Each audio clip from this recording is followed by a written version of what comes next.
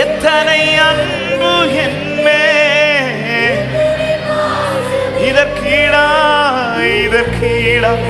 என்ன தருவேனா, இதற்கீடா.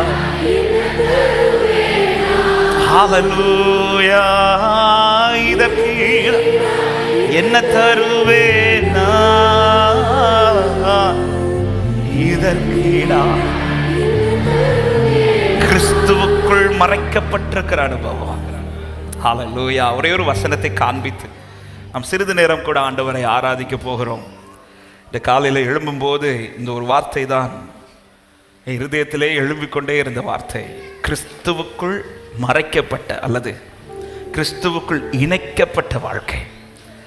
ஹல்லேலூயா. அப்படிப்பட்டவர்களை தான் கர்த்தர் எதிர்பார்த்து கொண்டிருக்கிறார்.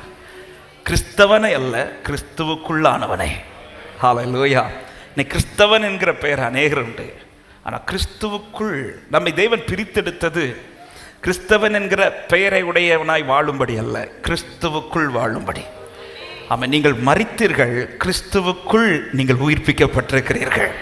ஆமாம், கிறிஸ்துவுக்குள் இருக்கிறவர்களை ஆசீர்வதிக்கும் போது பவுல் இப்படி எழுதுகிறார். எபேசியர் 1வது அதிகாரம் அதனுடைய 3வது வசனத்திலே, நம்முடைய கர்த்தராகிய இயேசு கிறிஸ்துவின் பிதாவாகிய தேவனுக்கு ஸ்தோத்திரம், அவர் கிறிஸ்துவுக்குள் உன்னதங்களிலே ஆவிக்குரிய சகல ஆசீர்வாதத்தினாலும் நம்மை ஆசீர்வதித்திருக்கிறார்.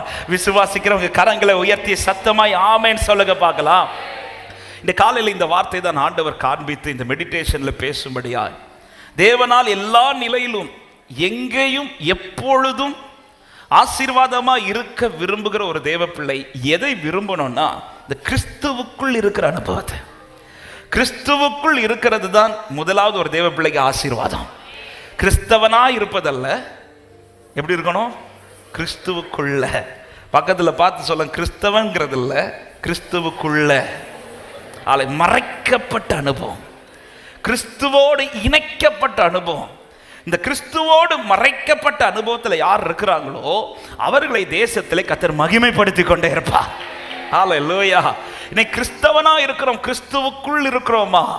நாளுக்கு நாள் நான் எதற்கு அதிக விருப்பத்தை என் வாழ்க்கையில் நான் வாஞ்சிக்கணும்னு, ஆண்டவரே என்னை நீங்கள் ஆசீர்வதிங்க, இதல்ல, என்னை உமக்குள்ளாய். அதனால தான் பாருங்க, தாவீது ஆண்டவர் நான் உனக்கு ஒரு வீட்டை கட்டுவேன் என்று சொல்லி தாவீது ஆலயத்தை கட்ட பிரயாசம் அதற்காக ஏங்கிட்டு இருக்கும்போது தீர்க்கதரிசியை கொண்டு சொல்கிறார், நான் உனக்கு ஒரு வீட்டை கட்டுவேன், நான் உனக்கு வீடை கட்டி தருவேன். இப்படி சொன்னதும் தேவ சமூகத்தில் போய் தாவீது எப்படி ஜெபிக்கிறார், ஆண்டவர் நீர் தரப்போகிற வீட்டிற்காய் ஸ்தோத்திரம். அப்படி அல்ல, ஆண்டவரே நானும் என் பிள்ளைகளும் உமக்கு முன்பாக இருக்கும்படி.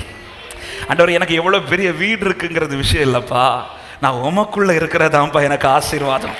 அதில் எனக்கு எல்லாமே வர ரீசனே நான் உம்முடையவனாய் மாறினதுனாலன்னு சொல்றவங்க மட்டும் நல்ல கரங்களை தட்டி ஆமென் சொல்லுங்க பார்க்கலாம். ஹல்லேலூயா. கிறிஸ்துவுக்குள் யார் அதிகம் மறைக்கப்பட்டவர்களாய் வாழுகிறார்களோ அவர்களை தேசத்திலே மகிமையாய் கர்த்தர் நிறுத்துவார். அது எப்படி பாஸ்டர் சொல்றீங்க? ஹல்லேலூயா. தாவீதின் கையில் இருந்த ஒரு கல் கோலியாத்துக்கு முன்பாய் பேச்சாய் மாறினது. தாவீதின் கையில் எடுக்கப்பட்ட கல் இன்னைக்கும் தேவன் மகிமைப்படுத்தி பேச வச்சிட்டு இருக்கிறார். இதுக்கு ரீசன் என்னன்னா, அது ஆற்றில் இருந்ததினால் அல்ல, அது அடப்பைக்குள்ள இருந்ததுனால.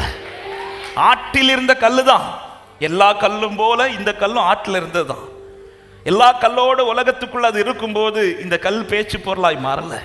ஆனால் அந்த கல் எடுக்கப்பட்டு எங்கே கொண்டு வரப்பட்டுச்சுன்னா, டைரக்ட் ஆற்றிலேருந்து எடுத்து அப்படி கோலியாத்தெல்லாம் அடிக்கலை, அதை எடுத்து தன் அடப்பைக்குள்ள, அந்த அடப்பை தாவீதோடு இணைந்திருக்கிற பை, ஆமாம், அந்த பைக்குள்ள மறைக்கப்படுகிற அனுபவம், கிறிஸ்துவோடு மறைக்கப்படுகிற அனுபவம் போல தாவீதோடு அது மறைக்கப்பட்டு அந்த உறவுக்குள்ள இருக்கிற அனுபவம்.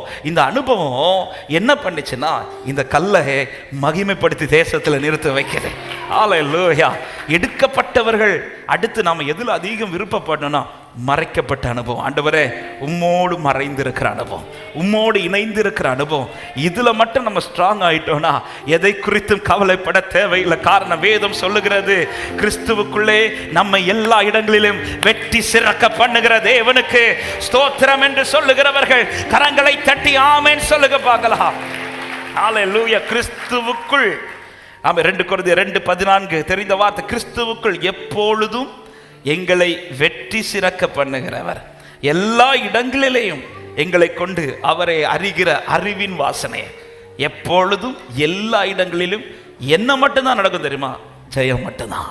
இது யாருக்கு தெரியுமா? கிறிஸ்தவனாக இருக்கிறவனுக்கல்ல, கிறிஸ்துவுக்குள் இருக்கிறவனுக்கு. இன்னைக்கு நான் கிறிஸ்தவனா இருக்கிறேன், கிறிஸ்துவுக்குள் இருக்கிறேனா? என் வாழ்க்கை நாளுக்கு நாள் கிறிஸ்துவுக்குள்ள போகுதா? ஹல்லேலூயா. கிறிஸ்துவுக்குள் போக போக என்ன ஆகும்? அவன் நம்முடைய மாம்சீகம் ஒரு பக்கம் மறைஞ்சிட்டே வரும்.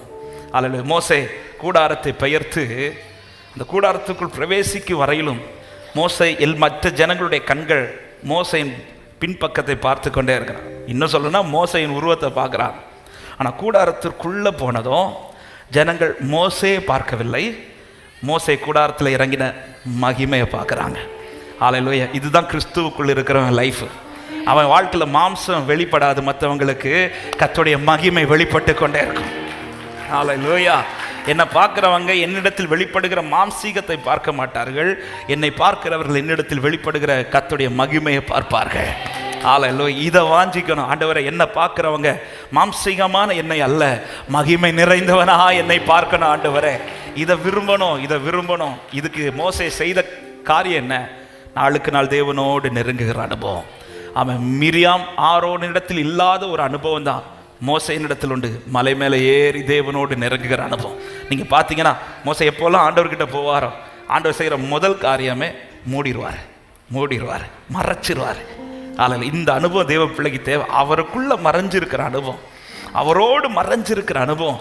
இந்த அனுபவம் மட்டும் ஒரு தேவ பிள்ளை லைஃப்ல இருக்கும்னா நிச்சயம் ஒரு நாள் உங்கள் முகத்திலே கர்த்தர் பிரகாசத்தை உண்டு பண்ணி அத்தனை கண்களுக்கு முன்பாய் கர்த்தர் வெற்றி சிறக்க பண்ணுவார் என்று சொல்லுகிறவர்கள் 2 கரங்களை உயர்த்தி, நான் அல்ல இயேசுவே என்னில் வாழ்கிறார், நான் அல்ல இயேசுவே என்னில் வாழ்கிறார், நான் அல்ல இயேசுவே. ஆமென். கிறிஸ்துவுக்குள் நீங்கள் மறைந்திரு